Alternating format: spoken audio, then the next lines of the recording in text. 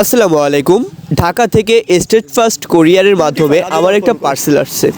তো সেই পার্সেলটা রিসিভ করার জন্য আমি টাকা নিয়ে যাইতেছি। তো পার্সেলে কি আনলাম, কোথা থেকে আনলাম এবং কত টাকা দিয়ে আনলাম সব কিছু এই ভিডিওতে আপনাদের সাথে শেয়ার করার চেষ্টা করবো ইনশাআল্লাহ।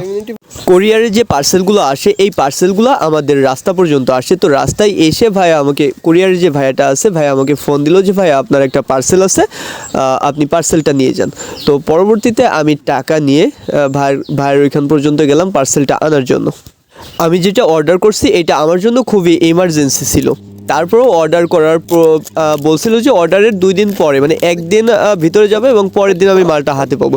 কিন্তু অর্ডার করার পরে প্রায় 2 দিন চলে গেছিলো, তারপরে আমি মালটা হাতে পাই। কারণ যে দিছিল আর কি, কোরিয়ারে যেদিন দিছিল ওই দিন নাকি কোরিয়ারের গাড়িটা আগেই বের হয়ে গেছিলো, যার ফলে ওইখানে একদিন লেট করে আমার মালটা আসছে। এবং একদিন আসার পরে, বাগেরহাটে আসার পরে এইখান থেকে আবার ওরা একদিনে, তার মানে আমার এই মালটা হাতে পৌঁছাইতে প্রায় 3 দিনের মতো সময় লেগে গেছে। তো আসলে আমি পার্সেলটার ভিতর কি আনলাম, আপনাদের হয়তো কৌতূহল জাগতেছে যে নাজমুল ভাই পার্সেলে কি আনলো। পার্সেলে এখানে আমি আনছি হচ্ছে ইমিউনিটি ফায়ার। আপনারা যারা ইনকিউবেটর ব্যবহার করেন, অটো ইনকিউবেটর ব্যবহার করেন, তারা জানেন যে ইমিউনিটি ফায়ারটা কি। আর যদি ইমিউনিটি ফায়ারটা নষ্ট হয়ে যায়, আরও শীতকালে ইমিউনিটি ফায়ার নষ্ট হয়ে যাওয়া মানে রাত্রে ঘুম হারাম।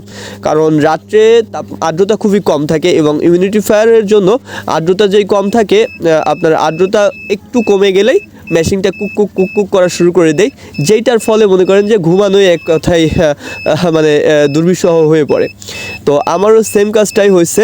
ইমিউনিটি ফায়ার আগে, আপনার 2 মাস আগে আমি 3টা ইমিউনিটি ফায়ার ওনার কাছ থেকে আনছিলাম। আমার 2টা মেশিন, 2 মাসের ভিতরে আমার ইমিউনিটি ফায়ার 3টাই নষ্ট হয়ে গেছে।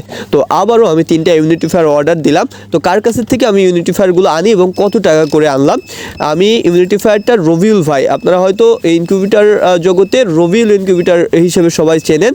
তো উনি বাংলাদেশের ভিতরে খুবই নাম করা একজন ব্যক্তি, যে ইনকিউবেটরের দিক থেকে খুবই নাম করা।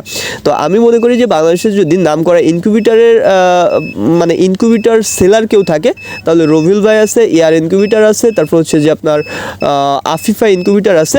তো আমি রবিউল ভাইয়ের কাছ থেকে, যেহেতু আগেও আমি অনেক কিছু নিছি, তো আমি রবিউল ভাইয়ের কাছে আবার অর্ডার দিলাম। তো উনি 3টা ইমিউনিটি ফায়ার আমাকে পাঠিয়ে দিলেন। তো ইমিউনিটি ফায়ার 3টা আমি কত দিয়ে কিনলাম, ইমিউনিটি ফায়ার 3টা আমার পড়ছে হচ্ছে 1800 টাকা।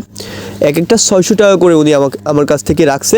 সর্বোচ্চ ভালোটা দিছে, মানে আমি ওনাকে এটাই বলছিলাম যে সর্বোচ্চ ভালোটা। তারপর আপনারা দেখেন, এই যেটা দেখতেছেন এইটা হচ্ছে উনি আমাকে দিয়েছেন। তো আমি আসলে ইমিউনিটি ফায়ার সম্পর্কে তেমন একটা ধারণা নেই।